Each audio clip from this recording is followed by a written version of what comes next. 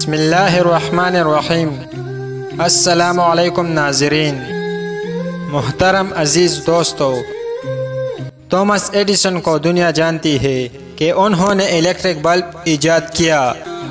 جب وہ ہزارویں تجربہ کے بعد بلب بنانے میں کامیاب ہو گئے اور اس کو لگانے کا وقت آیا تو انہوں نے اپنے آفس کے چپڑاسی کو وہ بلب دیا کہ جاؤ اور یہ ٹیسٹ کرو۔ وہ لڑکا اتنا نروس ہوا کہ غلطی سے اس سے بلب گر کر ٹوٹ گیا۔ سب لوگ بہت حیران ہوئے۔ ایڈیسن اگلے دن ایک اور بلب بنا لائے اور اسی لڑکے کو دیا کہ جاؤ اور یہ بلب ٹیسٹ کرو۔ بعد میں ساتھیوں نے پوچھا کہ جناب، آپ یہ بلب کسی اور کو بھی دے سکتے تھے، آپ نے اسی کو کیوں دیا جس سے کل بلب ٹوٹا تھا؟